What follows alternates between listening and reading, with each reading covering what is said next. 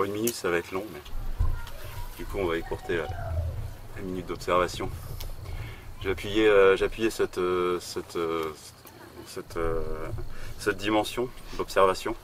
Ça me semble super important dans n'importe quelle démarche. Et du coup, c'est un axe de travail que je trouve super intéressant. C'est observer notre environnement, ce qu'on a autour de nous, les objets, les gens,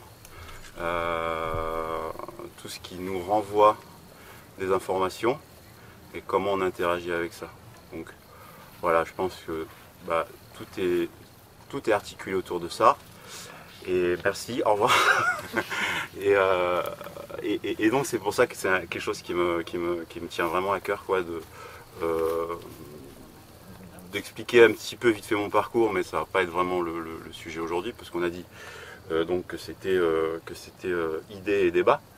Donc ça veut dire que vous allez être mis à participation avec moi et entre vous surtout, pour discuter un petit peu de comment on conçoit une activité agricole. Voilà. Donc pour ça, j'avais envie qu'on puisse trouver une interaction de discussion les uns avec les autres, et qu'en fait il y ait quelqu'un qui puisse, quand la discussion se tarit un petit peu entre vous, qui me renvoie éventuellement la parole pour que j'anime et que je puisse relancer sur un nouveau sujet. Voilà. Et puis après, s'il y a quelqu'un qui puisse aussi regarder le temps et se dire toutes les 10 minutes, on pourrait éventuellement changer de sujet. Bon, si on n'a pas d'heure précise, c'est pas facile comme rôle, j'imagine, parce qu'il va falloir qu'il s'impose et dire voilà, ça fait 10 minutes. Mais l'idée c'est ça, quoi. Qui c'est qui aurait envie, qui pourrait faire ce rôle de renvoi, en fait, de retour, comme on parlait, sur la parole, et afin qu'on puisse essayer d'avancer dans ce sujet, quoi. Ouais, super, super. Voilà. Et quelqu'un qui a envie de regarder l'heure et puis qui, si jamais au bout de 20 minutes, peut-être qu'il y a un portable pas loin. Ouais. Allez. T'as compris? Alors l'idée c'est que je lance un sujet, un débat, et que ça discute, on interagit, et puis au bout d'un moment peut-être que si tu captes que peut-être on part sur autre chose, tu vois, ou qu'on est hors sujet, ou que la discussion se tarit, qu'il n'y a plus trop grand chose à dire, tu me fais un petit coucou, un signe à tout le monde, et puis moi je renvoie un autre sujet, et puis comme ça on avance là-dessus. Ouais, c'est bien. Juste une petite question. On parle de concevoir une activité agricole. Toi, tu es pépiniériste. Ouais. On parle de construire une activité agricole de façon générale ou dans le domaine dans lequel tu travailles, toi? Non, de façon générale. Ouais. Mon idée c'est plus de façon générale. Après, ça peut être maraîchage, ça peut être agriculture conventionnelle, bio. Ça peut être ce qu'on veut sous l'angle de la permaculture, quoi. Voilà, donc sous l'angle de la conception, sous l'angle de la conception et éventuellement du design, quoi. Même si c'est une dimension très particulière et un point précis à un moment donné, quoi. Mais qui est un petit peu aussi le cœur finalement de la conception. Sur le design, on va à un moment donné, rassembler un peu toutes les données et de façon à construire quelque chose, quoi. Là, dans l'idée design, c'est pas construire la ferme, hein, c'est pas mettre tel bâtiment tel là ou tel là, non. Là, c'est plus dans le projet de vie, quoi. Dans comment on peut, selon mon expérience de pépiniériste et ce que je suis moi, bien sûr, ça s'appuie sur mon expérience, quoi. Et bon, pour chacun est différent, on est tous différents, donc à partir de là. Mais l'idée c'est ça, c'est de pouvoir la concevoir et d'avoir des pistes et des idées pour aller plus en avant et se dire ah ouais, tiens, j'avais pas réfléchi à ça. Ça, c'est une bonne axe de pensée, de dire, tiens, tiens, ouais, ça c'est bien. Juste toi, tu fais des choses qui n'ont pas de domaine pour un pépiniériste, mettre les plantes en plein sol et puis les reproposer par la suite. Ouais, c'est pas quelque chose plein de de commun. choses, plein de choses. Ouais, plein de choses. Alors, du coup, ouais, puisqu'on en est là, je vais commencer vite fait un peu sur ce que je fais, ouais. Et ce que je suis, moi d'abord, je suis un homme de 41 ans avec 2 enfants adolescents grands. J'ai commencé d'ailleurs ma vie de papa et ma vie de pépiniériste en même temps. C'était une gageure. Et j'ai commencé à greffer des arbres, parce que je préfère dire ça quand est-ce que tu t'es installé, parce que mon parcours il est comme ça, comme beaucoup de gens. Pour d'autres il est comme ça et après il est comme ça. Pour d'autres il est comme ça et puis après il est comme ça. Voilà, donc les histoires de vie sont toutes différentes. Et j'ai commencé donc à planter des porte-greffes et à greffer des arbres. J'ai planté des porte-greffes en 2003, fin 2003 je pense. Et j'ai commencé à greffer dans l'année qui suivait, quoi. Sur table, en mars. Voilà, on pourra en toucher 2 mots. Il y a des animations qui vont être proposées sur le greffage, mais plus sur le greffage sauvage. Ouais. Plus sur les porte-greffes spontanés, dont je vais participer aussi du coup. Ça c'est cool. Voilà, donc ça fait des années que je greffe des arbres fruitiers maintenant, des années que je travaille tout ça. Il y a eu des années d'arrêt, il y a eu des années où j'ai pu greffer. Donc forcément, par ricochet, 1 an après, j'avais plus rien à vendre. Donc voilà, parce que mon activité se tournait uniquement sur le greffage. Il y a une raison à ça aussi, c'est que quand on démarre quelque chose, enfin moi je sais que j'ai une acquisition lente mais sûre. Donc je ne peux pas essayer d'apprendre plein de trucs en même temps. J'aurais difficilement pu apprendre le semis en même temps, gérer vraiment une production en semis, gérer en même temps autre chose. Et je pense que ça va être vrai un petit peu pour toutes les productions. C'est vrai que voilà, faire des vaches et du cochon, c'est pas simple, quoi. C'est pas simple, ça va être un petit peu compliqué de se cogner là-dessus. Est-ce qu'il y aurait quelqu'un qui pourrait me chercher de l'eau, vous pensez? Faire un petit saut à la buvette? Ouais. J'attends. Hein. Ouais. Continue à discuter. Donc pour moi, voilà, hein, c'est des axes c'est des idées qui me sont propres à ma personnalité, quoi. Il y a quelque chose qui me représente beaucoup personnellement, et donc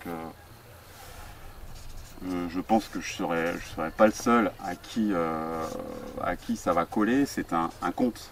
Le conte, c'est une fois un lièvre et une tortue. Et ça, je pense qu'en fait, on s'y cogne tous à un moment donné, qu'on soit lièvre ou tortue. D'ailleurs, on n'est pas que lièvre ou que tortue, hein. On est les deux. Moi, de fait, j'ai pas le choix, je suis tortue.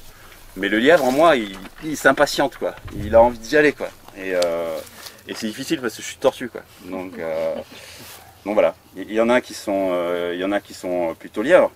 La tortue, elle va leur dire, oh, vas-y, oh, tranquille. Donc ça, pour moi, voilà, quoi.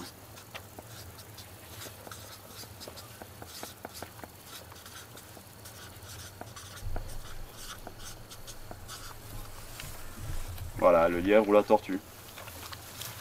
Et alors bon, la fable dit que la tortue gagne toujours à la fin, hein. Quand même. C'est la morale de l'histoire.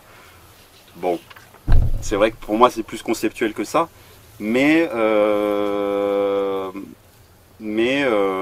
j'ai plaisir à constater parfois qu'il y a des personnes qui sont au taquet, et puis ils développent énormément de choses, donc ils vivent leur passion à 100 à l'heure, et puis finalement, au bout d'un moment, il va falloir qu'ils se recyclent, qu'ils trouvent quelque chose d'autre, et ça va avoir tendance à tomber. Alors que si on est plus régulier, ça me caractérise pas forcément la régularité, mais si on est une sorte de régularité, ou qu'on découvre sa passion au fur et à mesure, parce qu'en fait, je me suis aperçu qu'avant de trouver des techniques d'accumulation de carbone, de syntropie, voilà, le chop and drop, culture sur but aussi, parce que chez moi ça colle bien, ça va pas être pour tout le monde pareil, densification forte de la production. Avant de découvrir tout ça, finalement, j'étais dans un système qui ne me convenait pas. Et du coup, l'eau arrive. Et du coup, c'était problématique. Parce que quand ça colle pas avec, vraiment avec ce qu'on est, on a envie d'avancer. Et puis finalement, on se cogne toujours à un truc. Et ça a été un plaisir pour moi de me rendre compte finalement que le souci, c'était pas forcément mon application de la pratique, c'était la pratique en elle-même. Et donc ça, c'était génial. Yes, merci. Ces artistes, c'est pénible, je te jure. Ouais, voilà, donc ouais, je disais, tu peux me rappeler ton prénom? Flo. Ouais, je disais le lièvre et la tortue, ouais. Ou la tortue, quoi. Parce que moi, je disais, je suis vachement tortue. Et le lièvre en moi s'impatiente. Parce que j'ai ce caractère, bizarrement aussi, d'être vraiment, de vouloir faire, de vouloir avancer. Et puis, si j'y arrive pas, je fais pas.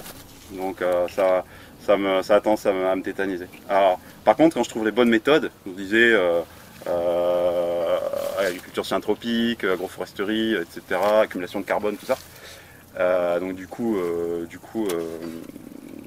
meilleure rétention en eau, tout ça. Là, ça fait une grosse différence. Ça fait une énorme différence. Là, la passion, elle est venue à ce moment-là. Donc, quelqu'un a envie de réagir sur cette histoire de lièvre ou de tortue? Je dirais que cette tendance à l'amélioration constante, c'est que chaque fois que tu avances sur quelque chose en particulier, ce qui te booste, c'est que ça te facilite la tâche d'un côté et c'est bénéfique pour ce que tu fais de l'autre. Ouais, genre une émulation, quoi, une démultiplication. C'est ça. C'est exponentiel en fait.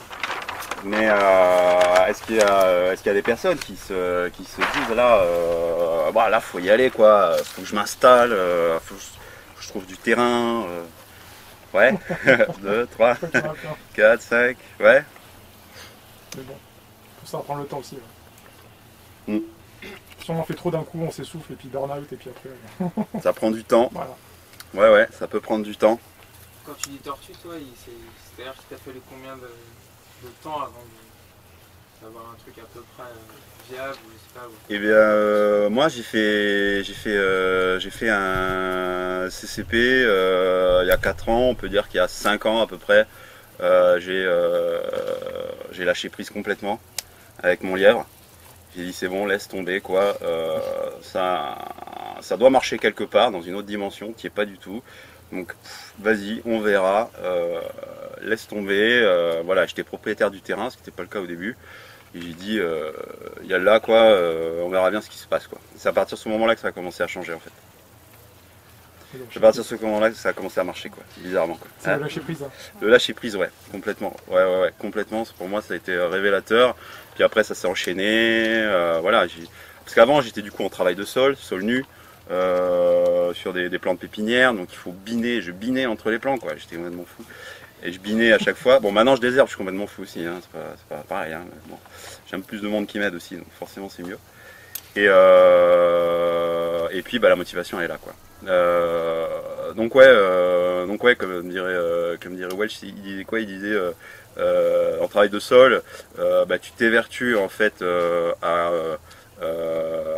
casser la texture pour créer de la structure. Casser le complexe argilo-humique, séparer les éléments entre limon, sable et argile pour créer un sol léger, un sol fin, un sol qui respire.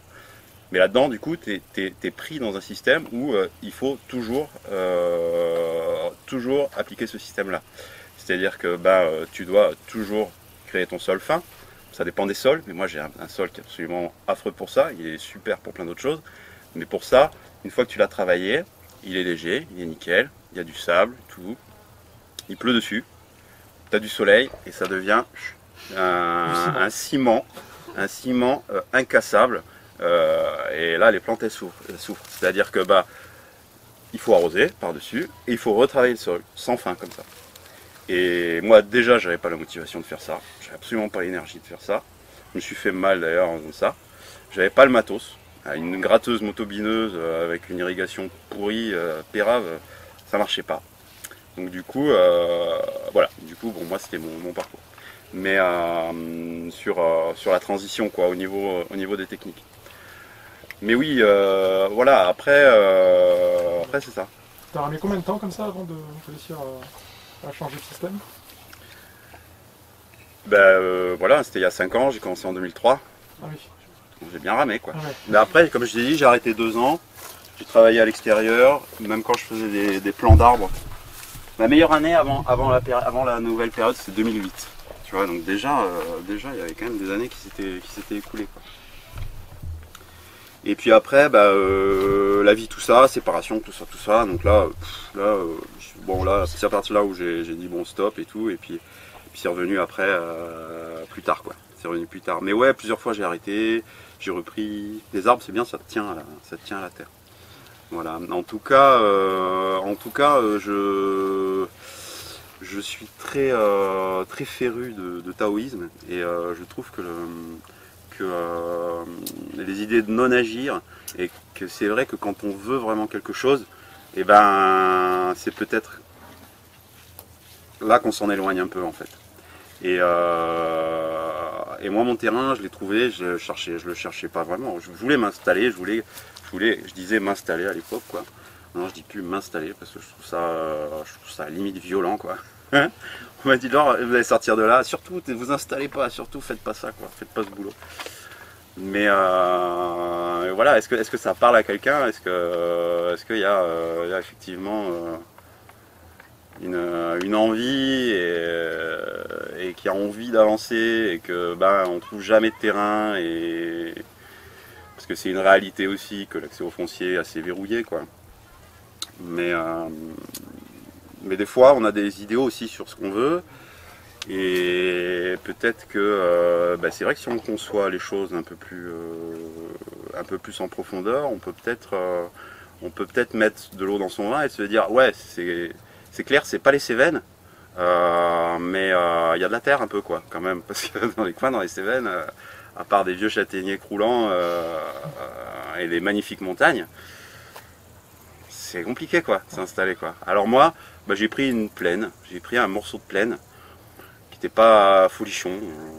Voilà, mon ex, elle justement voyageait un peu dans les Cévennes avant, et puis moi, c'est vrai que j'étais intéressé par me dire tiens, j'ai envie d'aller en Ariège, j'ai envie d'aller un truc comme ça. Tu vois. Et puis finalement, j'ai trouvé une plaine où il y avait 1,50 m de terre, sans galets, sans cailloux, donc un super drainage en profondeur puisqu'il y a de la grave, il y a du gravier.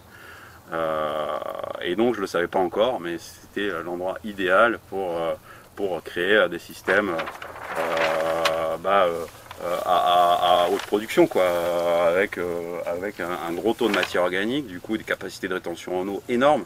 C'est-à-dire qu'en deuxième année, là, les sions, là, les pommiers, là, pour l'instant, ils sont comme ça. Bon, j'ai greffé sur les porte-greffes de 2 ans. Ils sont gros comme ça, quoi. Là, certains, même peut-être plus gros, je ne suis pas allé voir. D'un endroit, ils sont tellement serrés, même trop serrés, j'arrive pas trop à bosser. 106 francs, ouais. Comme porte-greffe, ouais. Et il n'y a eu pas une goutte d'eau là cette année sur les sions. Et l'année dernière, il y a eu très peu d'eau aussi. Il y a eu une dizaine de litres sur toute la saison sur les porte-greffes. Alors voilà, ça peut pousser sans eau. Donc voilà, des coins qu'on trouvait pas folichons, voilà, un petit peu pas top et tout. Finalement, on en crée des joyaux quoi, et c'est super agréable. Parce que du coup, il y a une autre zone que j'ai pu aménager, qui était une zone semi-industrielle en fait. Et au début, j'étais même pas locataire de ce coin-là, mais je m'étais dit bon, ça servira à rien. Ou alors je l'aménagerai quand je serai riche et que j'aurai une grosse pelle mécanique et je pourrais faire venir 200 camions pour l'aménager, creuser. En fait, c'est un immense trou qui fait un demi-hectare et du coup, il y a de l'eau au fond parce qu'en fait, c'est un trou de sablière. Ça a été creusé pour extraire le gravier, le sable, les galets, pour qu'ils soient broyés et faire du sable. Et donc j'ai récupéré ça avec le terrain. Il m'a été vendu à une somme assez modique. Et mon ancien propriétaire m'avait dit mais bouche-le ce truc et tout, tu récupères la surface, bon tu pourras rien en faire. Au niveau agricole, ça n'a plus aucune valeur, comme ce sera du remblai, ça ne servira à rien. Et finalement, heureusement, j'ai jamais bouché ce truc.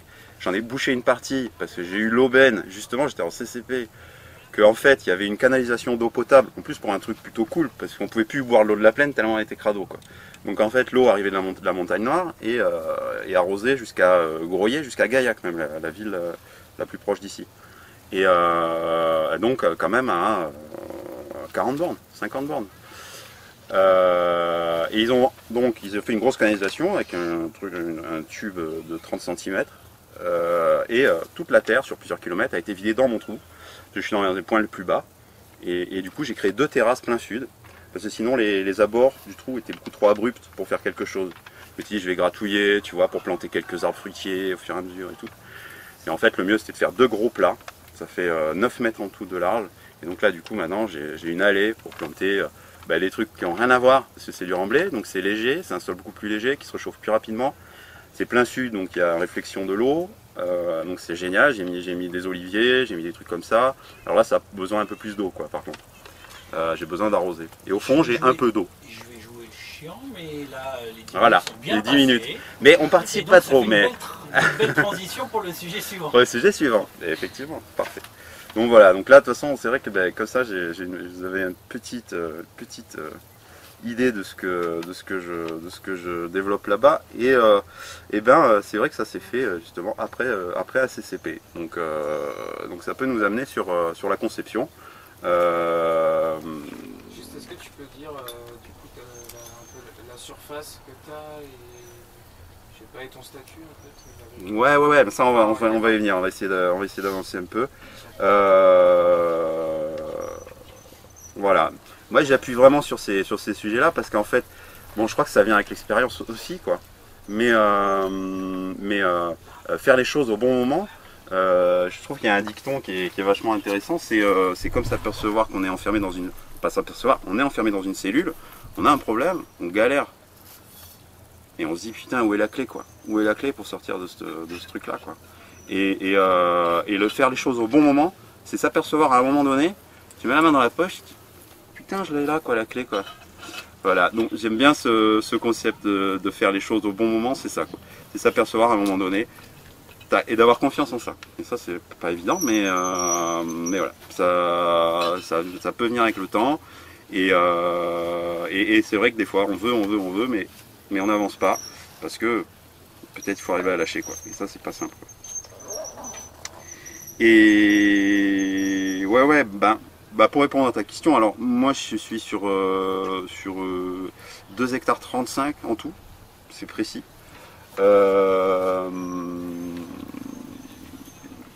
Donc j'en ai 1,7 qu'on dit de terre arable. De terre où on peut cultiver des choses, mais bon je trouve que c'est un peu désuet parce que voilà dans un trou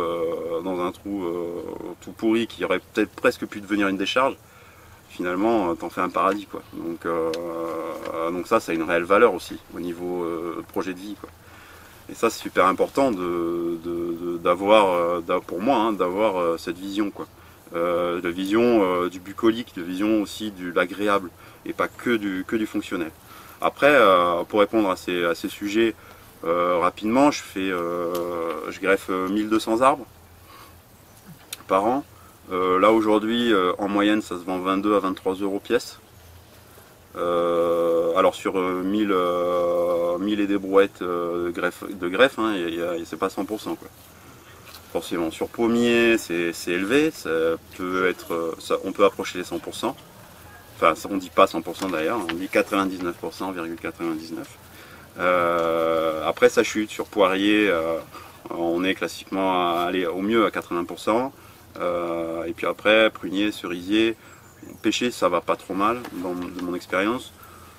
Pêcher prunier, cerisier, voilà, là on galère quand même un peu tous et surtout sur cerisier on descend à 60%. Plaque minier c'est dur aussi. Pas évident. Hein, plaque minier, ouais. Plaque minier, moi j'ai des bons résultats. Alors voilà, ça dépend un petit peu. Tu greffes en Chip quoi? budding. Chip budding, ouais. Ouais, ouais. En bourgeon poussant. J'ai des assez bons résultats. Le truc, c'est qu'il faut attendre quoi, que le porte-greffe soit assez gros. Donc ça, il faut attendre 2 ans quoi, pratiquement. Cette année, ils ont pas mal poussé, même s'ils ont gelé au départ. Ils sont bien repartis, j'ai gardé qu'une tige. Bientôt les azimini. Et ça bouture très bien. Ouais, ben j'en ai. J'ai Ah, t'en as récupéré eu. des graines. Je t'en ai passé aussi. Et non. Non, mais j'ai des plantes. Ah, toi, passées t'en as, avec ouais. toi. Ouais, ouais. Cool, super. Je pense que je trouverai des trucs. Et ouais, voilà. Donc, ouais, donc pour les chiffres, c'est à peu près ça. Au niveau des charges, on a 300. Il y a quoi? Non, ça c'était le fermage, le PQ, le fermage. Ce terrain-là, il a coûté 10 000 euros. Voilà, ce terrain, il a coûté 10 000 euros. Moi, il y a eu de l'argent qui s'est dégagé d'héritage. Et du coup, mon père m'a dit, bon, vas-y, achète-le ce terrain, c'était plus pratique comme ça, quoi. De toute façon, je les avais pas les sous. Donc, voilà. Mais le fermage était à 380 euros par an. Voilà. Des fois, on récupère sur des terres comme ça des droits, des DPU, enfin ça s'appelait des DPU, des droits à prime unique. Et selon ce qu'on déclare, mais sur 1,7 hectare, ça me payait le fermage. Voilà, ça me payait le fermage, donc du coup, c'était une opération blanche. Voilà. Alors, sauf qu'un jour, j'ai oublié de déclarer, et ça plusieurs fois. Et ils m'ont dit, ben maintenant c'est mort. Les DPU reviennent à la réserve départementale, et plus jamais vous les toucherez. Ils m'ont dit, comme ça sur un courrier. Bon, apparemment on peut en racheter, quoi. Enfin c'est une espèce de marché bizarre. Droit à prime unique, mais alors droit à prime unique, c'était droit à prime unique, maintenant je sais pas, je peux vous renseigner précisément si vous voulez. Mais c'était calqué sur une année de production, c'était en 2006, moi à l'époque quand c'est arrivé. Et sur 2006, ils regardaient ce qu'il y avait, si c'était des cultures primables au niveau PAC, c'est-à-dire des céréales, en gros, oléoprotéagineux éventuellement, peut-être de l'herbe pour les animaux, mais je suis pas sûr. Et bien, du coup, les DPU étaient versés tous les ans sur cette année de référence. Voilà, ça marchait comme ça. Et du coup, peu importe ce que tu faisais sur ces sols, en gros, tu touchais ce droit à prime unique. Ils ont essayé doucement d'essayer de découpler les aides de la production. Voilà. Mais bon, il y avait toujours les aides PAC sur une partie. Moi j'en avais pas, hein, sur la culture trop spécialisée. Voilà, ça fonctionnait comme ça à l'époque. En chiffres, j'ai 90 euros de charges foncières.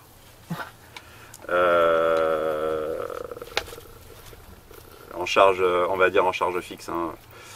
Ça va être gasoil, déplacement. Ça va pas chercher trop loin. Je fais des foires. Je fais 3 foires. Une que j'ai envie d'y aller maintenant vraiment tout le temps parce que c'est cool et qu'on se retrouve entre nous et c'est chouette. C'est Feu Saint-Jean-du-Gard qui est maintenant à Quissac dans le Gard. Il y en a une à Revel, foire à l'arbre, foire de Revel. Il y en a une à côté de Toulouse, c'est à Pibrac. Tout ça c'est mois de novembre. Mois de novembre et c'est dommage parce que bon, jusqu'à janvier, début février, il pourrait y avoir d'autres foires sur les arbres, quoi. Donc ça c'est organisé et à développer, quoi. Ouais, des questions là-dessus? Du coup, la surface propre où tu mettais 1200 arbres, ça représente Rien. personne. Rien du tout. C'est-à-dire qu'on peut faire de la pépinière dans ce cadre-là, hein, en pleine terre, en greffage. Là, moi j'ai mis 1000 arbres sur 200 mètres carrés. Ouais. Ah ouais. Ouais. Après, t'es comme ça, hein, pour travailler, t'es comme ça, et derrière, t'as des greffes qui sont là, quoi. Mais c'est faisable. C'est faisable. Après, bon, faut voir le terrain, comment on l'épuise aussi. T'as Faut une voir. serre aussi pour gérer. Hein? T'as une serre aussi pour gérer les choses? Pas de serre, rien Pas du de tout. serre. Pas de serre, aucune serre, rien. Tout en extérieur. Très peu de plastique, à part les tuyaux de goutte à goutte. Ouais. Là, cette année, je suis passé au raffia. Parce qu'en fait, l'arbre, s'il y en a qui partent un peu en biais, une fois que tu l'as redressé au printemps, il pousse droit. Ah, tu tuteurs pas en plus. Si, je tuteur. Si. Ouais, au bambou. Les bambous qu'on va accueillir dans la forêt, ils durent pas longtemps. Donc en général, c'est des bambous qui viennent de Chine. Bon, c'est pas top. Sinon, c'est des bambous c'est des tuteurs plastiques, quoi. Ce qui est un peu moins top, je trouve. Donc j'essaye, j'ai implanté du bambou, j'en cherche un petit peu à droite, des bambous plutôt fins, il faut 2 cm, quoi, maxi. Et je pense qu'il y a moyen quand même de gérer du bambou. Si on a une bonne forêt de bambou, une bonne ressource, il y a moyen d'aller taper dans le tas, apprendre à bien les faire sécher. Et voilà, mais ils vont durer 2-3 ans, quoi. Ils vont durer 2-3 ans et c'est du taf, quoi. Sortir 200-300 bambous, c'est du taf, quoi. Si tu les brûles en partie. Si je les chauffe, Ouais, si Non, tu les... faut pas. Avec le carbone. Non, c'est le moment de récolte qui est important. Il faut les récolter en hiver. C'est sûr que Avant bien l'hiver. regarder la date où tu les récoltes, ça peut être très bien. Comment tu les sèches, a priori à l'ombre c'est quand même bien mieux, quoi. Et puis peut-être, ouais, tu les cueilles en hiver et puis tu les utilises l'automne d'après, quoi. C'est-à-dire que tu les fais sécher un an, quoi. Il faut prévoir. Il faut prévoir, ouais, faut prévoir, faut avoir une bonne ressource et en faire tous les ans. Pépinière, c'est toujours c'est une activité où il faut toujours anticiper et prévoir à l'avance parce que la rotation est tellement longue, parce que du coup je plante un porte-greffe que j'achète pour l'instant. J'attends un an, ensuite je le greffe et j'attends encore un an.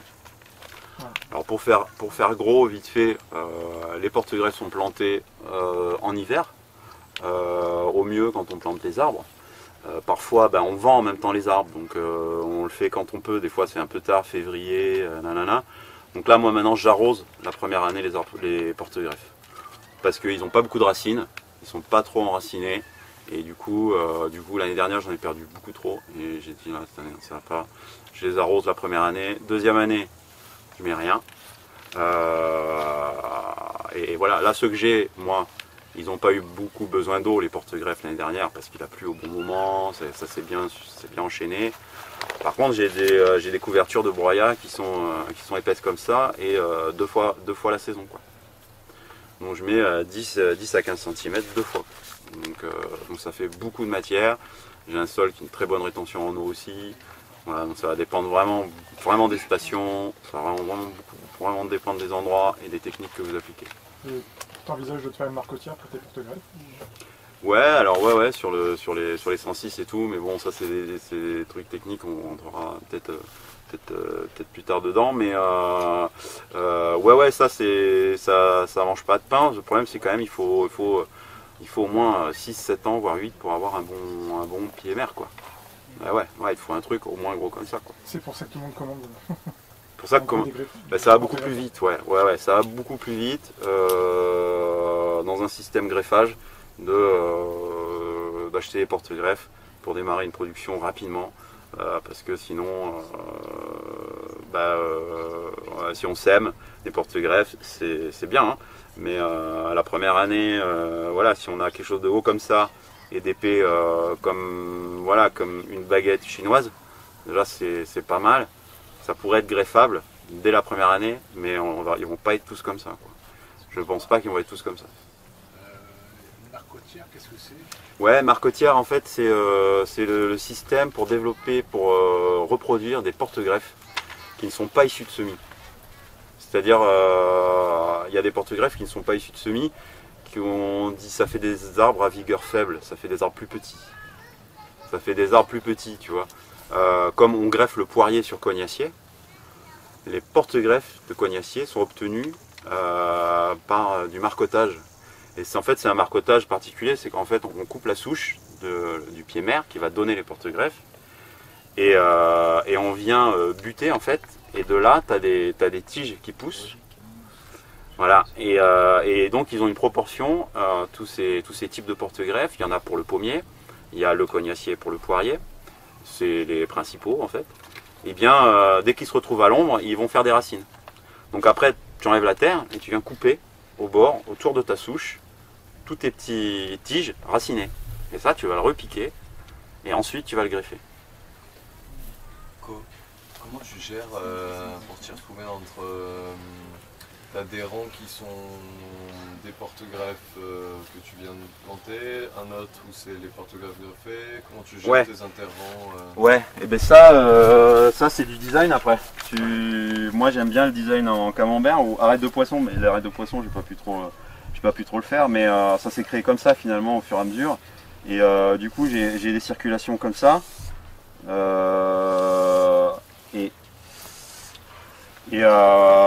Et par exemple, tu peux. Alors, j'ai pas pu m'organiser comme ça, mais j'espère arriver à récupérer le fil du truc et arriver à le faire comme ça.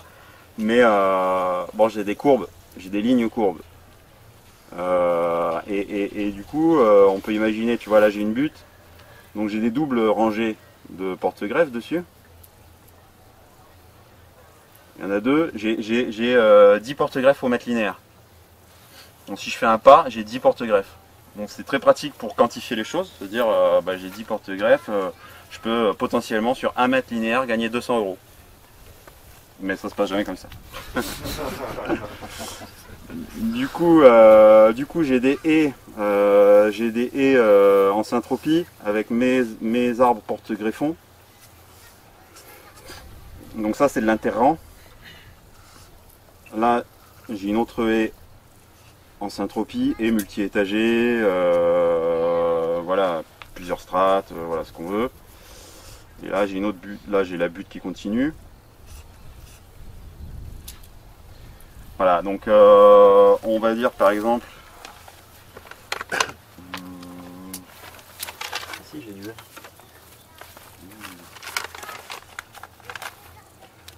On va dire que là j'ai mes arbres, j'ai ma syntropie là.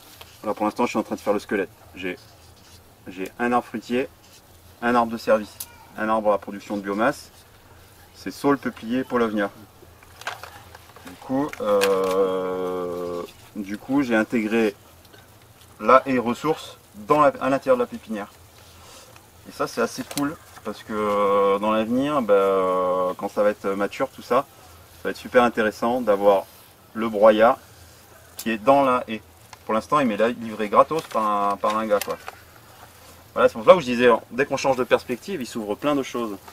Il s'ouvre plein de choses. Et dans votre région, pas chez moi s'il vous plaît, vous prenez le Bon Coin, vous tapez donne, vous regardez un petit peu ce que les gens ils donnent. Alors là, j'ai trouvé une cuve à vin. Et je me suis dit que dans mon trou de gravière là-bas, c'est absolument pas à l'échelle. Mais là, j'ai 4 mètres jusqu'au fond là. C'est un trou, j'ai 4 mètres jusqu'au fond. Alors je t'ai dit je vais faire des cuves en ferro-ciment sur le haut. Mais en fait il y en a, les cuves elles sont déjà toutes faites quoi. Alors, pourquoi je vais me faire suer quoi, à faire une cuve toute faite, je voulais faire les cuves ferro-ciment au-dessus. Bref, et donc au fond il y a de l'eau là. Au fond il y a un peu d'eau. Je pompe dedans. Et il y a des gens, ils donnent une cuve à vin en ciment. Et le truc ça fait 7 mètres cubes quand même. Je t'ai dit c'est pas mal. Bon, le seul petit souci c'est que ça pèse entre 4 et 5 tonnes. Le transport, ça va être sympa. C'est un peu plus dur. Donc pour le transport je cherche encore, mais bon je pense qu'elle va pas s'envoler pour l'instant. Ce sera toujours moins cher que de Saint-Paris. Ça sera beaucoup plus rapide. Plus rapide, surtout. Beaucoup plus rapide et j'aurai le résultat direct. Ça m'empêche pas d'en faire après des cuves en ferro-ciment. Et faire un chantier ou une formation, quelqu'un qui sait faire ça. Voilà. Donc ouais, le bon moment c'est quand on a la clé dans la poche, qu'on se dit putain tiens vas-y je fais donne sur l'internet et là un mec il dit bah donne broyat à qui on veut quoi, et je l'appelle et tout, il me dit ouais c'est sympa mais moi j'ai des gens, ils viennent, ils ont besoin d'une brouette et tout, et lui il fait du service à la personne, il taille des haies et donc du coup il en a des montagnes quoi. Et de fil en aiguille, je lui dis machin, je peux le récupérer. Il me rappelle, il me dit bon je t'amène tout. Parce qu'il a un chargeur, il vide tout dans son camion à plateau. Lui ça lui fait un peu moins loin. Il est débarrassé, comme ça il se dit je vais pas trop me faire emmerder par la mairie sur ma plateforme de stockage. Et du coup je tape dedans avec le tracteur. Et alors avec une bénette, je recule à fond dedans et je remplis la bénette, tu vois. Après on tire vite fait. Parce que c'est une manutention de malade ce truc là quoi. Et après on vient à cheval sur, parce que ça c'est des chemins on peut passer comme ça à travers. On vient sur les porte-greffes parce que souvent c'est encore assez court et on vide au fur et à mesure sur la butte. Voilà, ouais. Ton BRF, c'est le broyat. Il est issu de n'importe quel broyat. De n'importe quelle essence de bois. quelle essence de bois, c'est de la haie. C'est de la haie, donc il m'enlève le tuya. Ah. Voilà, il m'enlève le tuya.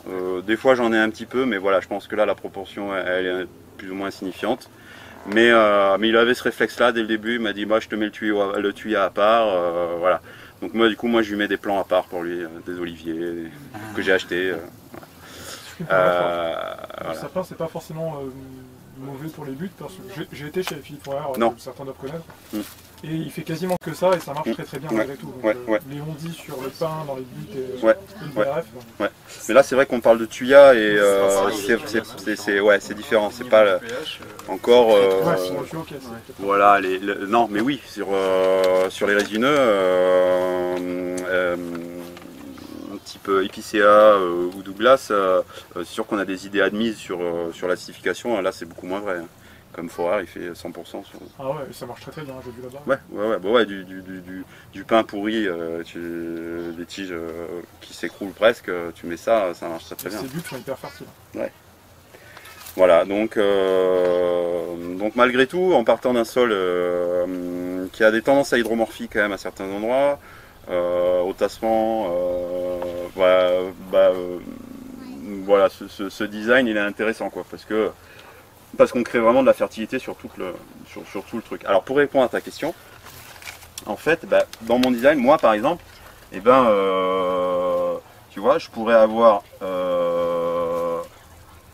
donc là j'ai une autre, le bout de la haie, tac, là j'ai mes porte-greffes, mes doubles rangées de porte-greffes, et là j'ai ça, j'ai des arbres donc, futurs arbres, non, pas futurs, ils sont là. Et à l'intérieur, il y a les arbres de service. Juste pour avoir une idée, entre la haie d'arbre et la haie où tu plantes tes porte-greffes, il y a quelle distance alors ouais, la distance là c'est... là j'ai 5 mètres à 5 mètres 50 là.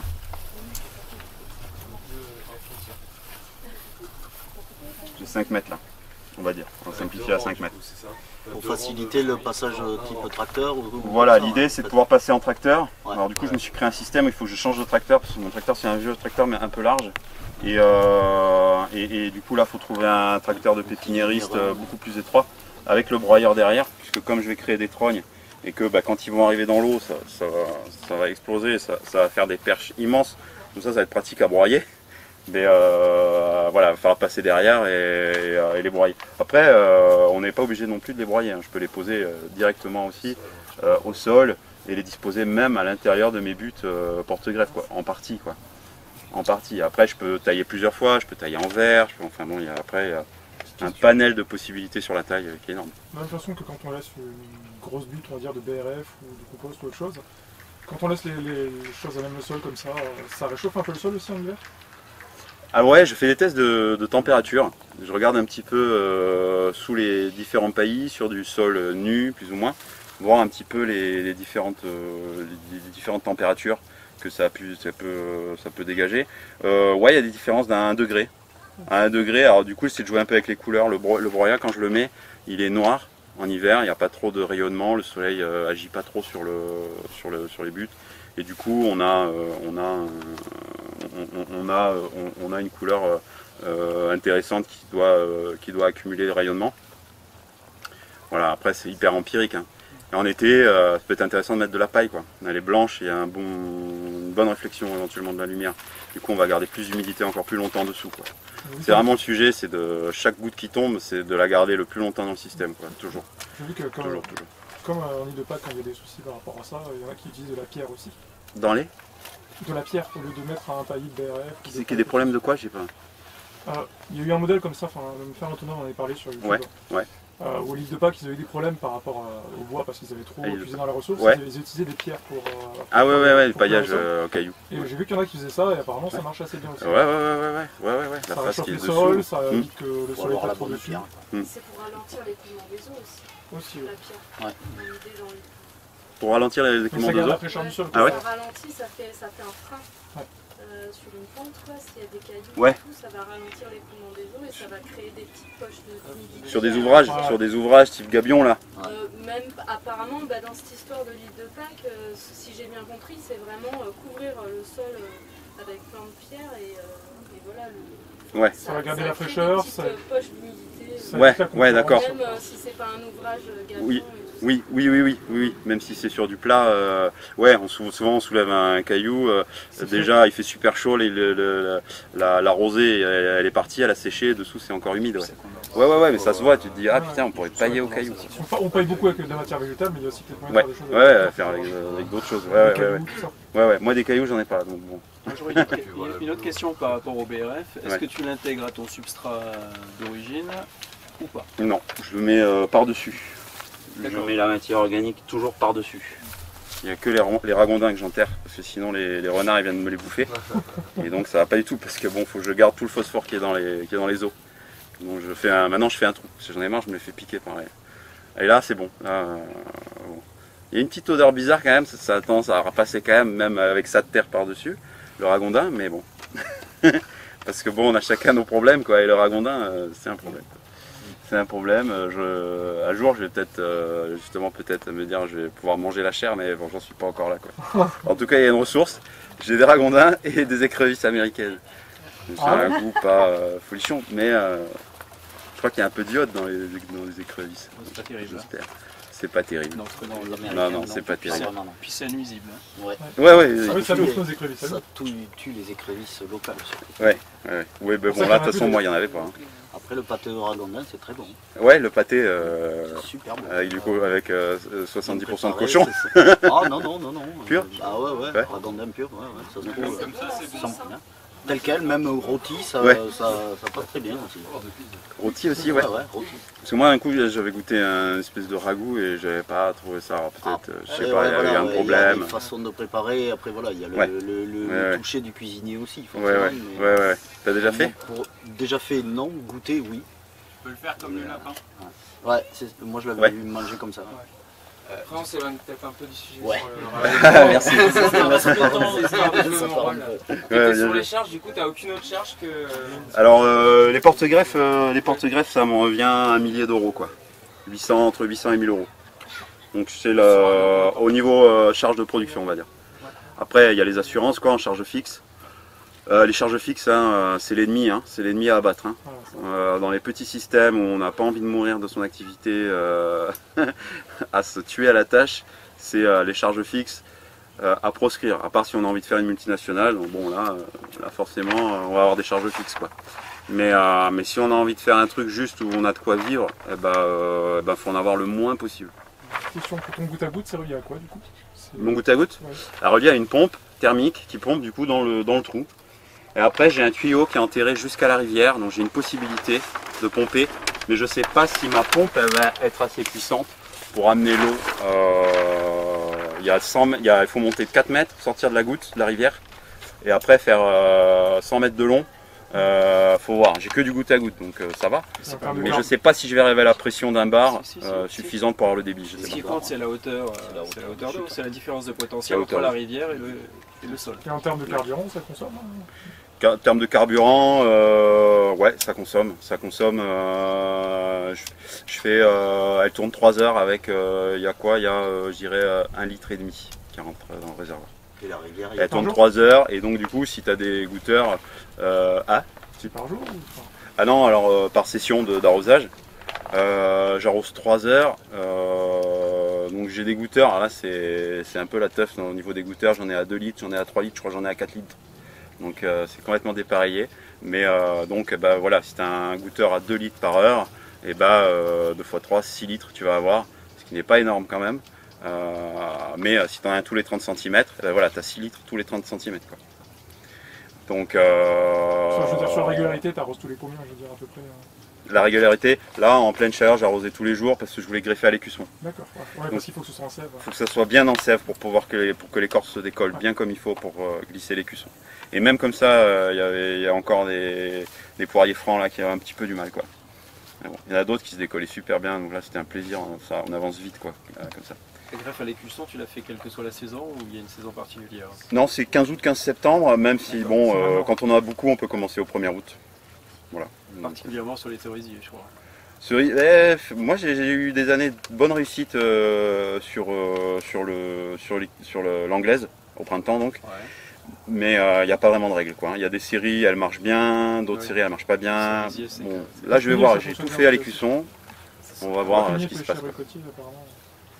On va voir ce qui se passe quoi. Mais bon, après voilà, aller bosser quand ils annoncent 38 ou 40 degrés, s'il arrive 10 heures, bon ça va, c'est comme la grenouille, tu sais, qui... Alors faut bosser très tôt. Bah oui, non mais de toute façon, t'as pas le choix, sinon t'es fondu quoi. Sinon t'es complètement fondu quoi. Mais c'est comme de commencer tôt, ça fait comme la grenouille, malheureusement, qui est dans l'eau, tu sais, on met dans l'eau froide, qu'on met sur le gaz, elle se rend pas compte que la température elle chauffe, tu vois. Tout jardinier connaît ça de toute façon. Tout jardinier connaît ça, voilà. Alors que si tu sors à 11h, bim, tu prends un gros coup, tu fais demi-tour direct quoi. Ouais, c'est ça. Ou alors, faire le soir, mais... ou alors tu finis aux urgences, déshydraté. Non, c'est vrai, ça en est là. Hein. C'est dangereux. Hein. C'est dangereux. Au niveau de l'arrosage, l'arrosage se fait le matin. Eh ben justement, du coup, je fais comme tous ces cons d'agriculteurs, j'arrose en plein cagnard. Quoi. Parce que déjà, c'est une pompe thermique, j'ai des voisins qui sont pas si loin. Donc du coup, j'ai pas envie de les emmerder la nuit avec le truc toute la nuit, tu vois. Et d'un autre côté aussi, c'est aujourd'hui, ce que je vois, mon voisin maraîcher qui lui a réussi. Mais bon, il s'est fatigué, donc là il arrête. Sur 6 hectares de maraîchage, il a envoyé combien attendez, il a envoyé près de 2 mètres d'eau par an de flotte. Donc ça a envoyé de l'eau. Et alors il a envoyé l'eau, j'ai compris, finalement, en plein cagnard pour éviter les coups de soleil et les dessèchements. Voilà, donc pour créer une ambiance, pour rafraîchir en fait, pour rafraîchir l'ambiance. Dès qu'il y avait un arrosage comme ça, qu'il y avait un coup de vent, je sentais la fraîcheur en fait des micro-asperceurs qui m'arrivaient dessus quoi. C'est surtout au maraîchage, notamment pour la tomate, où il faut un arrosage permanent. Un arrosage pas faire n'importe quoi, permanent? Ouais, je sais pas. En tout cas, je me dis, le sol quand même, une fois qu'il est mouillé, il perspire à fond et du coup cette fraîcheur elle remonte et du coup je pense qu'elle protège en surface les plants. Et les plants d'arbres ils sont sensibles aussi quoi. Ouais, surtout si tu as des haies en plus sur le côté, sur les bords pour pouvoir maintenir un... Oui, oui, l'idée c'est... les trognes qui... Je n'ai pas effectivement expliqué tous les avantages de ça, mais on voit qu'on fait des légumes à l'ombre. Hein. Bah ouais, Pas avoir le temps. Ouais, je dois lever. C'était juste la question de tout à l'heure en fait, je suis pas sûr. Ouais, alors la question de tout à l'heure du coup... C'était comment tu gères ton alternance entre ceux qui sont pas greffés, ceux qui sont déjà greffés. Ouais. C'est par camembert. Tu peux t'imaginer, voilà, tu peux t'imaginer que par camembert, parce que là c'est des camemberts, que ça c'est l'année, tu vois ça c'est l'année N, on va dire plantation de porte-greffe. Ok. Plantation PG, ok, ça va être N plus 1, donc plantation de porte-greffe, donc N plus 1 ça va être greffage, des porte-greffes, et N plus 2 ça va être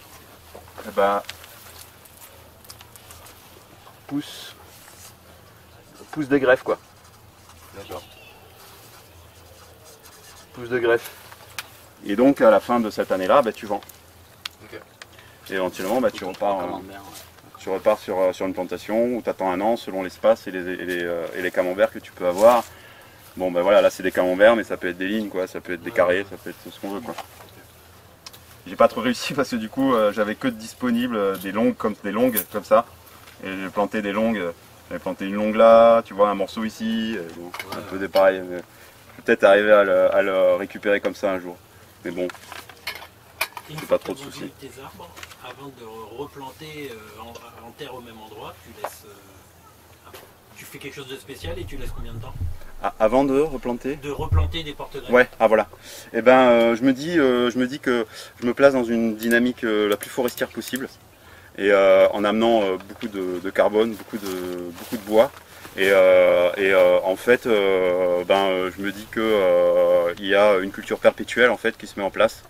Et si j'ai ce couvert par les arbres là qui vont faire de l'ombre, qui vont garder encore plus d'humidité, qui vont permettre vraiment de pouvoir faire pousser ces arbres à l'ombre, parce que moi ça me dérange pas de faire pousser les arbres à l'ombre, au contraire ils vont monter, ce qui est plutôt bon signe pour vendre des arbres fruitiers. Bon, c'est pas pour ça que les entreneux sont immenses et que le truc il va tomber quoi.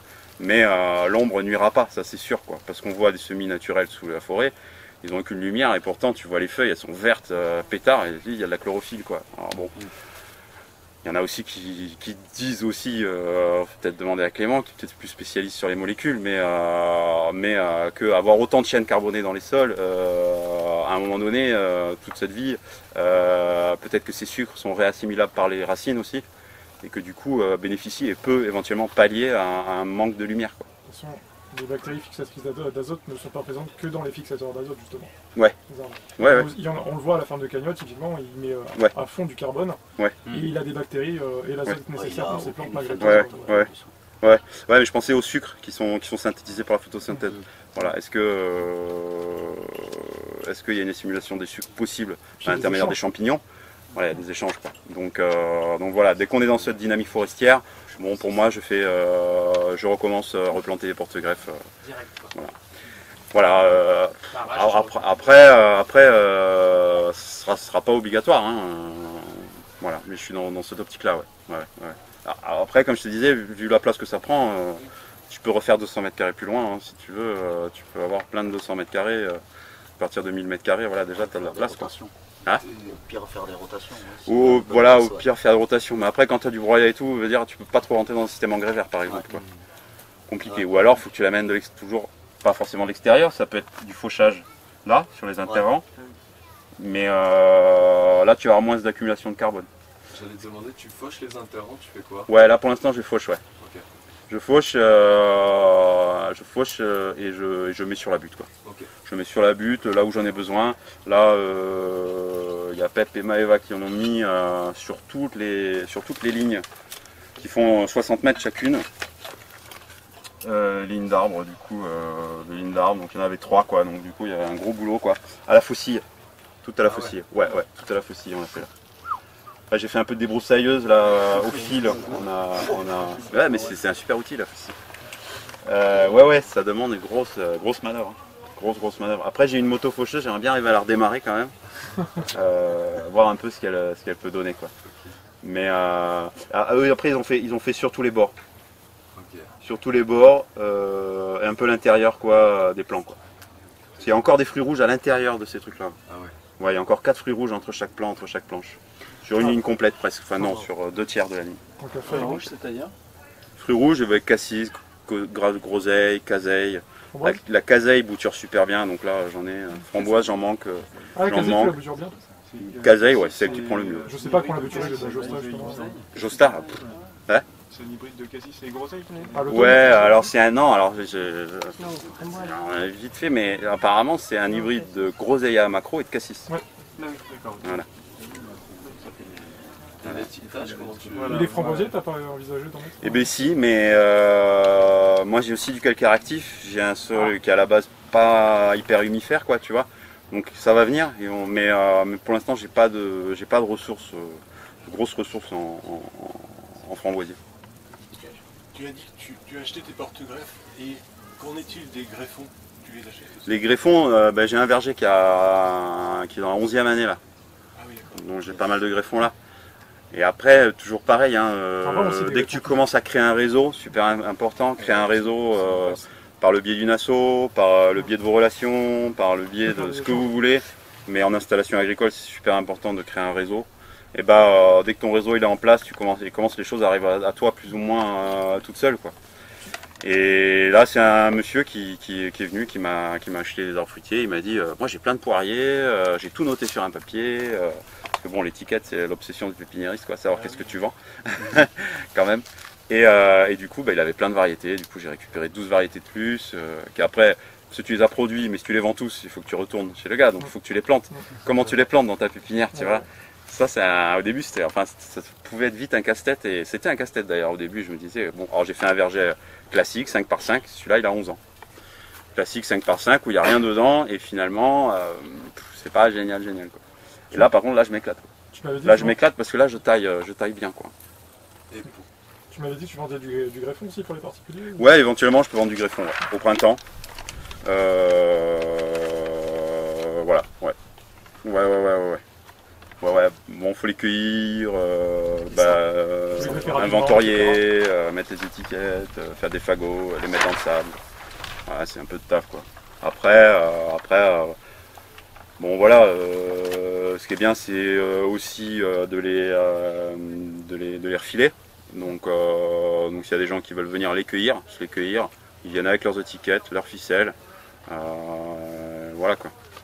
C'est faisable. Quand tu veux faire ça sur tes propres porte-greffes ou du sauvage ou autre chose, c'est assez pratique de pouvoir choper du greffon.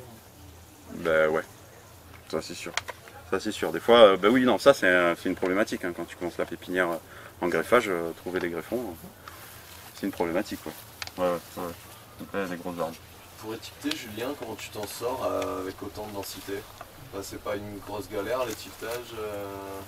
J'ai une étiquette en début de série, une étiquette à la fin de la série. Ok. Voilà, j'ai adopté tu fais ça. Par série de variétés. D'accord, ok. Ouais. J'ai 100 pommiers, j'ai 10 variétés, j'ai 10 plants à greffer de chaque. D'accord. Je vais mettre une étiquette au début, une étiquette à la fin. Ouais. Et à partir de là, je peux difficilement me planter quoi. Et après, le mieux c'est de le marquer aussi sur un papier. Juste une question, tout à l'heure faire un plan de greffage. Tout à l'heure tu disais que tu vendais tes plants 22-23 €. Ouais. Mais c'est des plants qui sont déjà énormes en fait. Qui sont déjà enfin assez grands quoi. Bah oui, ça dépend comment ça pousse, ouais, il y en a des gros. Des pépinières, c'est des petits plants, là. En pépinière, ouais, mais ça dépend, ça dépend des sols, ça dépend des trucs. Après, comme je te disais, c'est des pommiers qui sur des porte-greffes de 2 ans. Ouais. Donc les porte-greffes de 2 ans, ça donne bien quoi. Ouais, ça donne vraiment bien. Et les buts, c'est un rapport avec le fait de devoir déraciner les plants pour les vendre? Alors, ouais, alors moi ce que j'ai trouvé intéressant, c'est créer des pièges. Des pièges à chaleur, des pièges à bon, c'est plat, hein, donc bon, j'ai pas spécialement besoin de ralentir l'eau ou quoi que ce soit, c'est vraiment plat, donc ça tombe, ça s'infiltre comme ça. Mais vraiment, pas vraiment, mais bon, surtout qu'en plus la pente elle est pas dans ce sens là, elle est dans l'autre sens, les courbes de niveau sont dans l'autre sens, donc en fait j'ai fait surtout ce design là parce que j'ai du vent d'autant très fort qui vient là, qui est hyper séchant, et donc je me suis dit que j'avais créé un bouclier dans ce sens là quoi, c'est dans cette optique là que je l'ai fait quoi. Mais ta question c'était... Ça n'a pas de rapport sur le fait qu'il faut déraciner les plants pour les Ah voilà, c'est plus facile. Ouais. Si, ça c'est plus facile. Franchement, sur but, j'ai un accès plus simple en profondeur. Et des fois, il y a des porte-greffes comme le poirier franc. C'est un peu une galère à aller choper les racines. Parce que ça, quand vous plantez votre porte-greffe, qui est un arbre en fait qu'on dit habillé, c'est-à-dire qu'on a enlevé toutes les racines pratiquement. Il reste pratiquement plus rien, c'est une carotte quoi, d'accord. Et sur le haut c'est pareil, on a coupé le haut. Et les racines du poirier franc, les autres elles font pas spécialement ça, mais ils partent de là et ils font des pivots comme ça. Voilà, et ils font partir de là. Ils font pas des racines ici quoi, tu vois. Ou là avec ton loucher, c'est l'outil pour arracher, c'est une bêche plate, hein. Tu viens et là tu coupes et en levant le truc il sort quoi. Non, il faut creuser de façon à arriver dessous pour choper un peu de racines. Voilà, et le fait de les avoir sur but. Du coup, je coupe des tranches de gâteau un peu au fur et à mesure, et du coup j'ai plus de prise, et le fait, soit sur but, ils sont plantés là, j'ai un accès qui est quand même un peu plus profond là, à ce niveau-là quoi. Après, au niveau du soleil, c'est un peu séchant. Mais on voit vraiment la différence en tout cas de température, parce qu'il y a eu de la neige, j'ai fait une photo, il y a le côté qui était au soleil, parce que du coup j'ai un soleil qui fait comme ça. Alors ici c'est orienté nord-sud, mais ici c'est orienté est-ouest quoi. Le soleil il fait comme ça quoi. On a l'est ici, l'ouest ici. Et ces buts qui sont ici là, la neige était complètement fondue du côté soleil et il y en avait encore pas mal du côté ombre. Donc on a vraiment une réelle différence du coup d'humidité. Ce qui peut être intéressant sur les cerisiers par exemple, qui ont du mal à reprendre au greffage au printemps, parce qu'il y a des arrêts de croissance, ils ont besoin de chaleur. Et du coup la sève se stoppe s'il y a un coup de froid quoi, comme tous les ans il y a. Et du coup, tu viens de greffer ton plan et quick, la greffe mort quoi. Donc voilà. Hein cette année en plus, ça a été. Ouais, cette année, ouais, c'était galère. Ouais. Sur les cerisiers, j'ai eu de la perte. Sur les cognaciers, tous les plus précoces, quoi, on va dire. Quoi.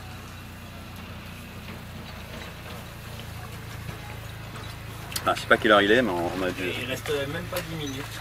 Donc, j'allais te dire que peut-être la conclusion. Conclusion, en tout cas, conclusion. Les sujets que tu avais envie de partager, peut-être. Ah, ouais, bah alors, du coup, ça a été un peu compliqué, mais ce que j'avais fait un petit, celui-là, il marche pas. J'avais fait un petit truc que je trouvais intéressant, c'est le réel, la position réelle, c'est pour moi c'est des trucs qui me font un peu suer, c'est par exemple la réalité de devoir sortir des sous, une activité, s'inclure dans un contexte économique et social où on n'y échappe pas et on peut avoir des idées qui vont à l'encontre, c'est tout à fait louable quoi. C'est-à-dire, moi j'ai pas envie de faire comme ça, on me dit qu'il faut faire comme ça, mais moi j'ai pas envie de me faire chier à gagner un SMIC au bout de 3 ans. Parce que bon, en agricole, c'est ce qu'on dit quoi. Voilà, ils veulent t'aider, mais bon, au bout de 3 ans, tu gagnes ton SMIC, voilà. Super, tu payes tes charges, voilà.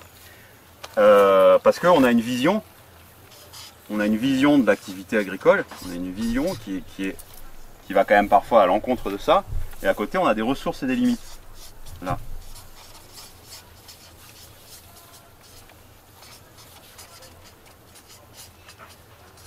Savoir qui on est vraiment et voilà quelles sont les choses où on dit ah ben ouais ben non ben ouais tiens mon porte-document ben ouais il était là quoi tu vois je suis allé là-haut je suis revenu machin bon ben voilà j'ai des jambes c'est pour marcher quoi dans ma vie donc ça c'est cool de le savoir et une fois que tu le sais tu peux avancer quoi et du coup on a un triptyque comme ça et du coup le design il va nous montrer savoir un petit peu où est-ce qu'on va se positionner là-dedans quoi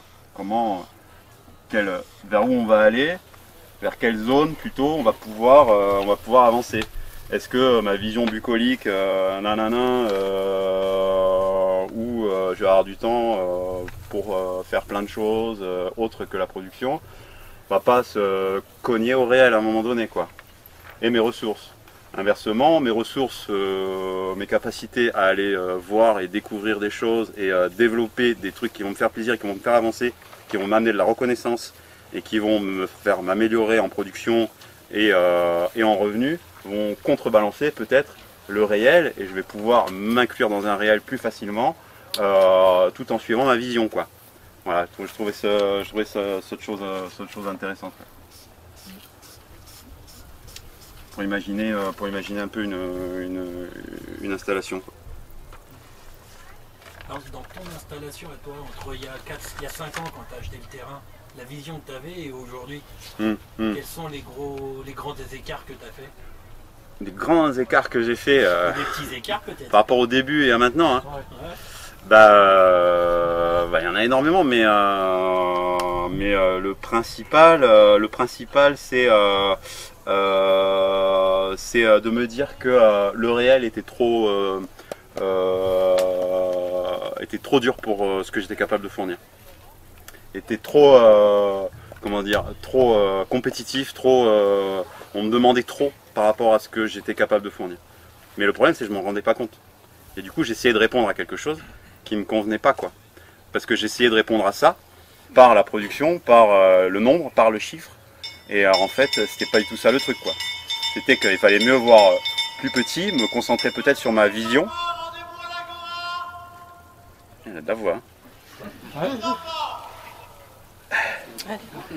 Et du coup voilà ça m'a permis de revoir aussi mes ressources et mes limites de façon un peu à rééquilibrer tout ça et me dire ce qu'on me demande, la quantité de travail, je vais pas pouvoir la fournir de toute façon. Donc à un moment donné je me suis dit je vais être que un producteur à 50%. Je vais être à mi-temps quoi là-dessus quoi et je ferai autre chose. Voilà, c'est pas grave. Et du coup en fait, ce qui est bizarre, c'est que ça s'est inversé en fait. Il y a eu d'autres possibilités, la formation, le machin, le truc, tu vois. J'ai vu que ça allait me demander vachement de temps aussi. Et du coup, ça m'a repoussé vers la production, quoi. Et j'étais encore plus efficace. Parce que j'avais ça en réserve, quoi. C'est super important d'avoir des ressources, des buffers, on dit en informatique. D'avoir des zones où tu as une ressource, où tu as quelque chose, tu peux piocher dedans quand tu en as besoin. Et quand tu n'en as pas besoin, tu la re-remplis.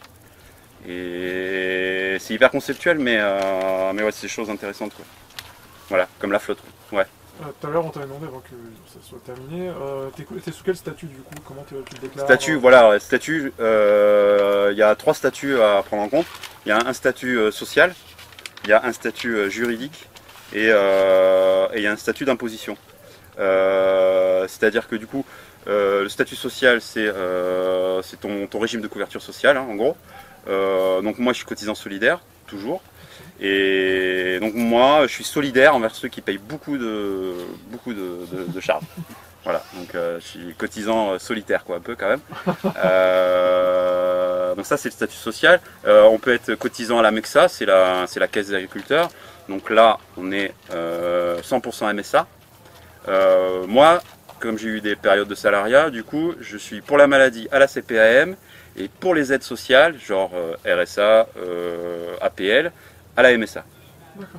Voilà, donc il y a une espèce de truc compliqué comme ça, machin bidule. C'est vrai qu'en plus on n'était pas mariés, tu vois, donc ça c'était là, quoi. Mais vraiment en gros, quoi, dans la gueule, quoi. Voilà.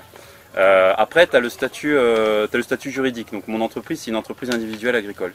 C'est une EI, c'est-à-dire que je supporte toutes les pertes. C'est-à-dire que si j'ai un gros impayé, les huissiers ils viennent, ils se servent. Différence à une EARL, quoi, entreprise agricole à responsabilité limitée.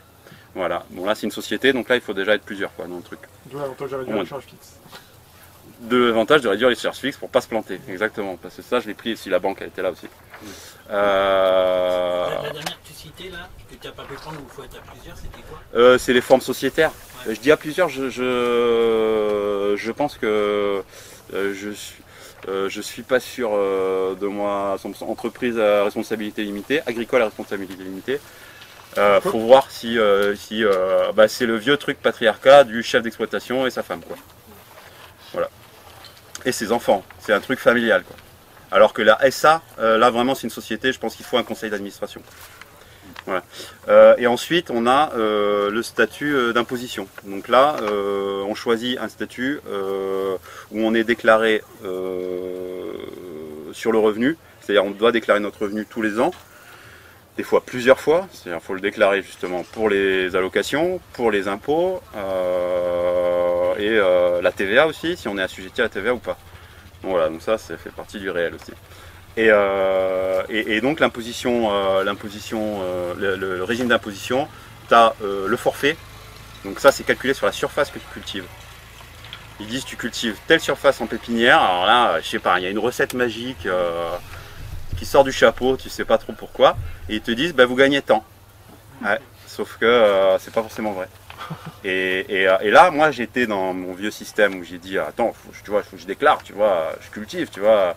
Parce que sinon ils te disent mais le mieux c'est que vous arrêtez là, franchement, vous faites 200 mètres carrés de pépinière, c'est ridicule, quoi, tu vois, c'est pour eux, bon, voilà, ils sont pas dans les mêmes réalités, quoi. Ils sont des chiffres, ils ont des abacs, ils ont des tableaux, quoi. Ils sont des stats. Voilà, ouais. Et donc il te dit, et oui, alors surtout voilà, en fait c'est calculé sur des pépiniéristes qui eux ont beaucoup de surface et beaucoup de revenus. Donc ils disent eux sur telle surface, eh ben, ils gagnent tant, donc en moyenne sur toute la surface. Donc tu dois gagner pareil. Donc tu dois gagner pareil, il se calque sur le plus gros, c'est celui qui a la plus grosse. C'est comme ça. Et donc voilà, que ce soit les aides à la production, tout ça c'est celui qui a la plus grosse. Pas une règle de 3 quand même. Non, jamais de règle de 3 là, c'est. Hein, pardon? Non. Ils font pas une règle de 3, si quelqu'un a une grande surface, ils disent bah, sur telle surface.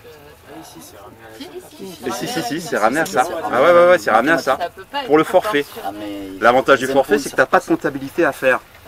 C'est le gros avantage. Mais ce qu'il faut garder à l'esprit, c'est qu'il faut déclarer le minimum, enlever les allées, enlever les chemins, enlever les porte-greffes que tu as mis plus loin dans la forêt parce que tu as envie de tester des trucs. Le minimum faut déclarer. Voilà. Même tu te dis peut-être tu vas déclarer que ce que tu as à vendre. Donc l'année N+1. Tu vas pas déclarer les porte-greffes. Je sais pas, tu vas te démerder. Parce qu'on est dans un système très débile, déclaratif, où il y a de toute façon pas beaucoup d'accompagnement, aucun contrôle. Donc en fait, voilà, c'est celui qui déclare pas qui se plante. C'est celui qui sait pas et qui se dit ah merde, qu'est-ce qu'il faut que je fasse, tu vois, qui se ronge les ongles, tu vois. Merde, je vais déclarer trop et tout. Parce que si tu déclares trop, eh ben t'as pas d'aide, t'as plus d'aide. T'as plus d'aide sociale. Donc un gars il m'a dit déclare-toi au réel.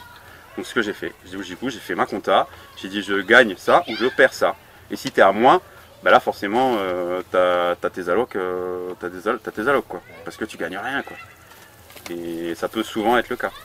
Donc voilà à calculer. Après il y a des histoires de première année aussi de dégrèvement d'impôts quand tu fais 70 000 euros de bénéf quoi. Là ils vont te dire ah bah on est sympa, vous avez 30% d'impôts en moins. Mais nous enfin bon pour la plupart des personnes qui ont des idées à se projeter dans des conceptions perma, on n'est souvent pas dans ce schéma là quoi.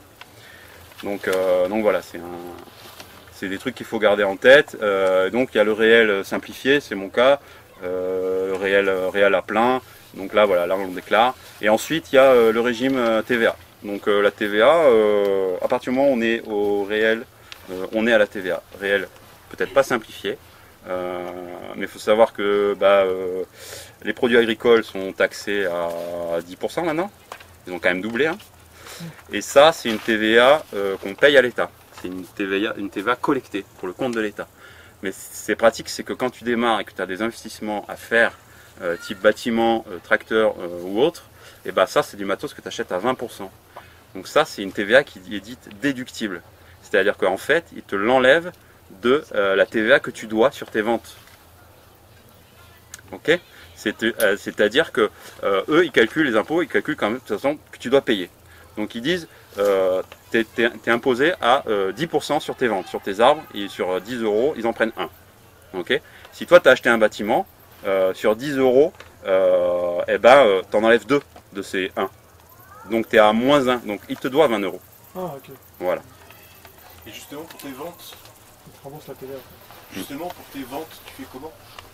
Comment je fais pour vendre? Ouais. Vente directe, internet, foire, voilà. Internet, c'est pas la foire au carton, faut tout emballer quoi, c'est ça? Ah non, j'ai laissé tomber ça. Internet, c'est aussi com quoi. Ah oui, communication quoi. Si t'as un mec qui s'appelle Erard qui un jour il se pointe et qui se dit tiens, si je faisais une vidéo chez toi, bah, tu peux dire oui, ça, tu vas vendre tes arbres vachement mieux et surtout tu n'auras pas à les envoyer, les gens ils vont plutôt venir te voir quoi.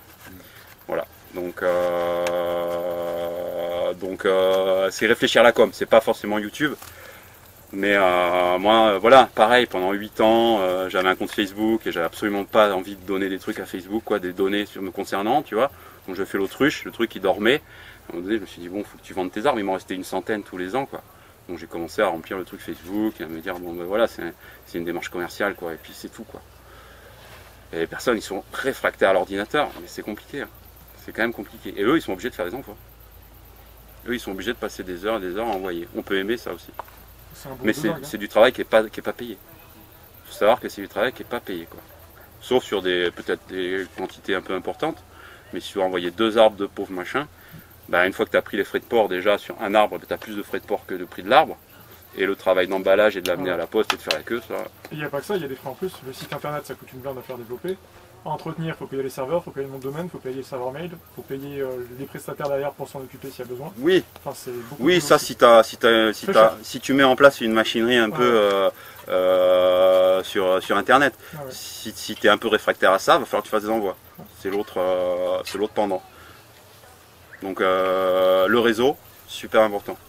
Le réseau local, le réseau distant, c'est hyper important. Et voilà, ces zones tampons où voilà, bah, c'est con, mais venir ici et parler de tout ça, bah, voilà, c'est aussi ça, quoi.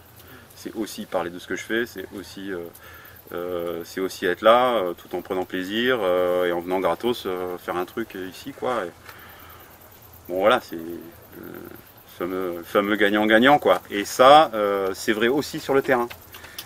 On met de la matière organique, on a un développement de la vie, on a une démultiplication des petits pains. C'est inévitable, la vie fonctionne comme ça, quoi. Et bah le commerce, ça y échappe pas.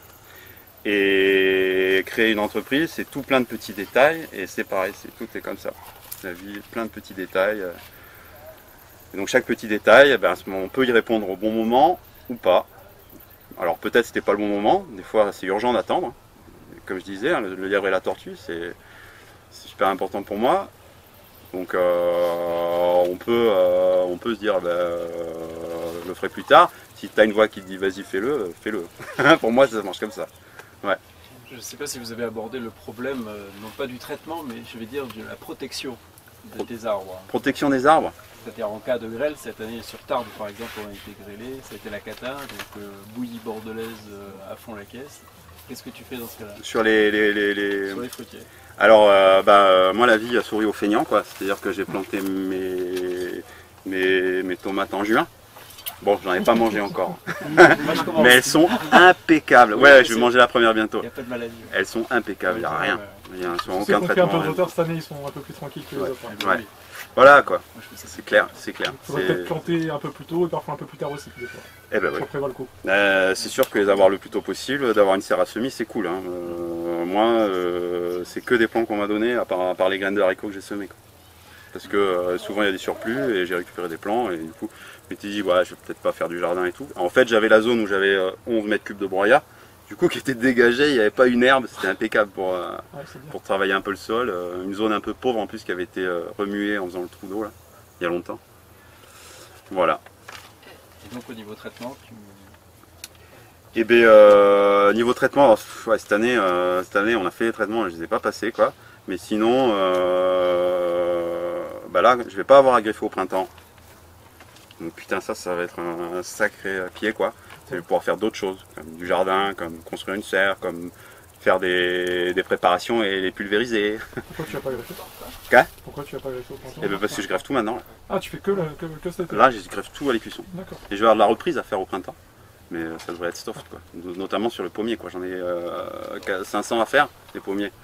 Avec les pêchers, ouais, 550, 600. Et du coup, une fois que c'est fait, c'est bon, quoi. L'année prochaine. Pour avoir une idée sur ta journée de travail, tu greffes combien de plants à peu près? À deux, une centaine. Une grosse centaine, une centaine. À chacun? Ouais, non, à deux. Ah. À deux. Mais c'est une journée de 8 heures, quoi. Ouais. Donc en plein cagnard, pour moi, c'est pas possible. Ouais. Donc c'est plutôt 60. Alors, il me faut une quinzaine de jours. Tôt le matin. Tôt le matin, ouais, tôt le matin, ouais. 7h30 maxi dans le champ ou à boire le thé. Mais pas plus. Ouais. Et du coup, je vais avoir une chance au grattage et une chance au tirage, quoi. C'est-à-dire que tout ce qui n'aura pas pris là maintenant, je vais pouvoir les refaire au printemps. Mais tout ce qui aura pris, finalement, je pourrais me dégager du temps et faire autre chose. Donc du coup, prêle.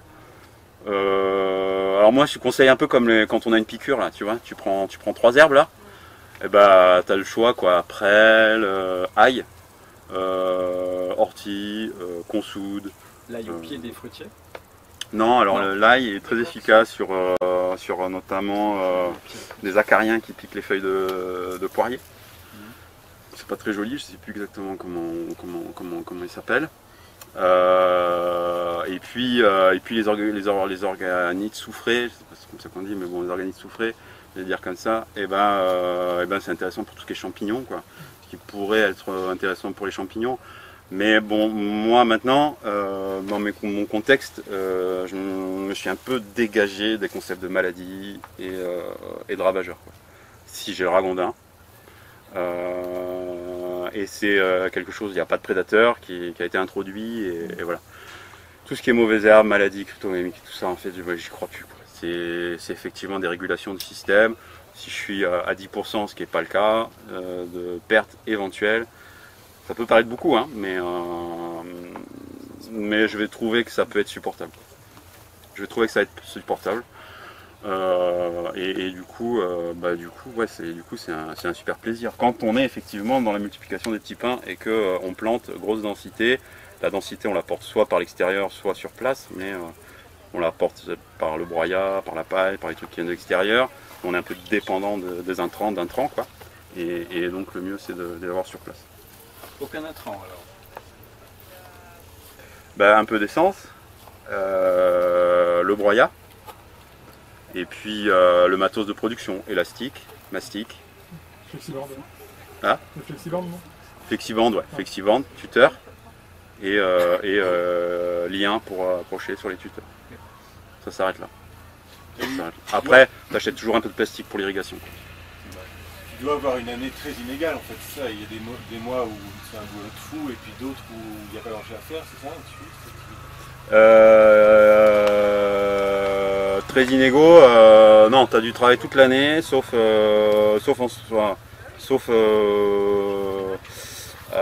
allez, septembre. Mais septembre, tu peux te dire que tu peux commencer à préparer la saison de vente aussi.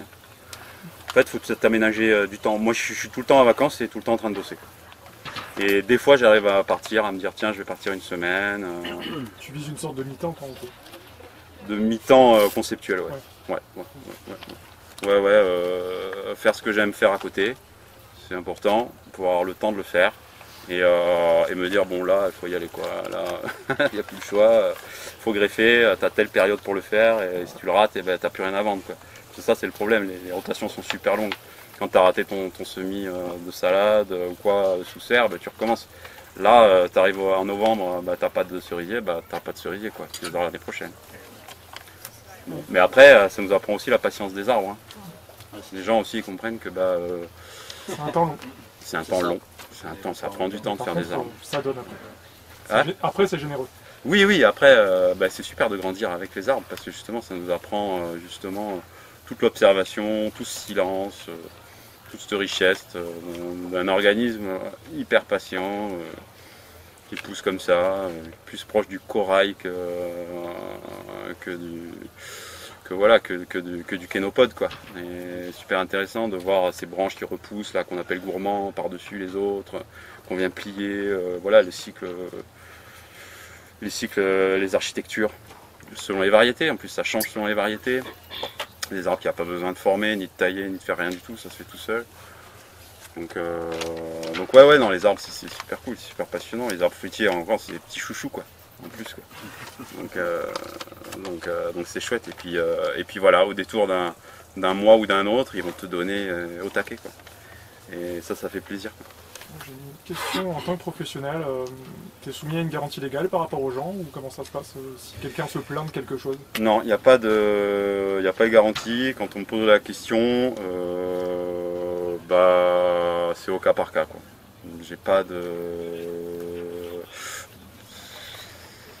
J'ai eu rarement des mauvais retours, rarement des bons aussi d'ailleurs. On a tendance toujours à dire quand ça va pas, quoi. Mais c'est pas vrai. Sur les gens qui viennent visiter la pépinière, maintenant, j'ai quand même vraiment beaucoup de bons retours. Et du coup, on est dans un rapport de confiance. Bon, voilà, c'est un rapport de confiance. S'il m'appelle un mois après, il me dit je l'ai planté en arrivant chez moi, et là il est en train de sécher, je vais leur dire revenez, on verra ce qu'on peut faire. C'est bizarre, quoi. Quand même. J'attends la fin de l'été, mais j'ai un bon retour pour l'instant. Ah bon, ouais, ça va. Cool. Tu vas bien? Ouais. Je t'avais dit j'attends. La première année, c'est vrai que ça peut faire peur, ça pousse pas beaucoup. Ouais, c'est ça. Ouais, c'est ça, ouais. On crée un arbre d'abord, ouais. On crée un arbre, ouais. Juridiquement, c'est toujours le vice caché. Comment? Juridiquement, c'est toujours le vice de la chose vendue, éventuellement, qui peut... non, je sais pas. Non. Et je connais pas les... C'est un peu plus compliqué. Ouais, c'est la question, Code, c'est quoi? C'est le code du commerce? Je sais pas. Et autre question, est-ce que tu fais des multigreffes, toi? Non, je fais pas de multigreffe. Non, je fais pas de multigreffe. Bon voilà, on a pas... c'est venu comme c'est venu, c'était chouette. Voilà. Et puis ce que je voulais rajouter aussi, c'est de la reconnaissance. Trouver des leviers de reconnaissance, c'est pas toujours évident, quoi. Parce que la reconnaissance dans le réel, c'est l'argent. Et du coup, avoir cette donnée-là en tête, c'est important parce que si tu bosses pour rien, faut que tu bosses pour quelque chose, quoi. Si c'est pas de l'argent, faut que ce soit autre chose. La gloire, je sais pas, la beauté. Tu peux faire ce que tu veux, mais avoir la reconnaissance de la société, c'est super important. Ça te fait avancer, ça te met du baume au cœur, et voilà. Et bon, malheureusement, c'est quand même l'argent, quoi, qui prime, mais ouais, non, c'est quand même une chouette aventure. C'est quoi le nom de ta pépinière? Fruits à venir. Ouais, fruits à venir, ouais. J'ai réussi à pas amener de papier, donc fruitsavenir.com, et on est en train de leur faire le site. Donc voilà, on s'y met pour le terminer en septembre, là, à la bourre, quoi. C'est beaucoup dit on parce qu'en fait tu travailles avec... Hein? Tu travailles pas tout seul? Enfin, tu dis on souvent ou t'es à deux pour greffer? Oui, toujours plus ou moins à deux pour greffer, ouais. Pardon, la question c'était... je suis dans le sud du Tarn, entre Castres et Lavore, sur la plaine de la Goutte. Moi, je reviens juste sur ce que tu avais dit avant concernant le fait de vendre. En fait, si j'ai bien compris, tu ne vends plus par internet, tu n'envoies plus de colis. Parce que Je les fais gens plus d'envoi. directement. Ouais. L'année dernière, j'ai tout vendu, ouais. Tu as réussi à investir assez dans la com et dans le réseau. Enfin, investir ça. Entre guillemets oui. Du temps dans le non, réseau. Mais c'est ça, ouais, carrément. Les gens viennent. Ouais, c'est ça. Et Et par Facebook, tu as eu vraiment des gens qui sont venus quand tu as commencé à mettre non, c'est que quand tu fais parler de toi, que tu fais des photos de ce que tu fais, et les gens ils font ah ouais, ça a l'air super sympa ce qu'il fait, voilà, faudrait qu'on y aille. Montrer l'envers du décor. On voit l'envers du décor, ouais. Après quand ils viennent, ils le voient le décor, hein. Ils voient l'envers directement quand ils viennent. Mais voilà. Pour les professionnels et qui ont envie de venir voir, je fais une porte ouverte le 10 septembre. Un week-end? Comment? C'est un vendredi. Ouais, c'est un vendredi, soit 10h le matin, je fais 2 visites, une à 10h, une à 14h. Voilà. Ouais. Et alors, sur Google Maps, il faut taper Julien Pépinière ou Pépinière Fruits à venir. L'un comme l'autre. Fruits à venir, FR8T, plus loin, AVENIR. Voilà, sur Google Maps, j'ai mis un point là, à l'entrée du chemin. Donc il y a un panneau là après. C'est pratique. Et sinon, l'adresse c'est Codeval 81 700 Puylaurens. Puylaurens, c'est PUYLAURENS. 8700 Puylaurens, mais il faut y arriver par Guy-Talins, il ne faut pas aller à Puylaurens parce que c'est à 15 bornes, c'est une grosse commune et c'est à 15 bornes et du coup une fois qu'on est à Puylaurens on est paumé parce qu'il n'y a aucun panneau, donc là c'est la teuf quoi. Voilà. Après du coup tu ouvres à partir de novembre, enfin même d'octobre peut-être pour les gens qui viennent acheter des œufs. Ouais, je prends les commandes à début octobre, 1er octobre 0h0. Tu les prends d'avance en fait? Au mieux par mail. Hein? Tu les prends d'avance les commandes en fait? Octobre, ouais, c'est un mois avant quoi. Des réservations? Ouais, voilà, des réservations et je commence à arracher en début novembre. Selon s'il a plu ou pas. C'est pareil quoi. Selon s'il a plu ou pas, parce que quand le sol est sec, tu arraches pas des arbres. C'est pas possible. C'est pas possible. Ça c'est le gros du boulot. C'est là quoi. Faut avoir la niaque et être plus lourd que la bêche quoi. C'est les deux prérequis pour arracher des arbres.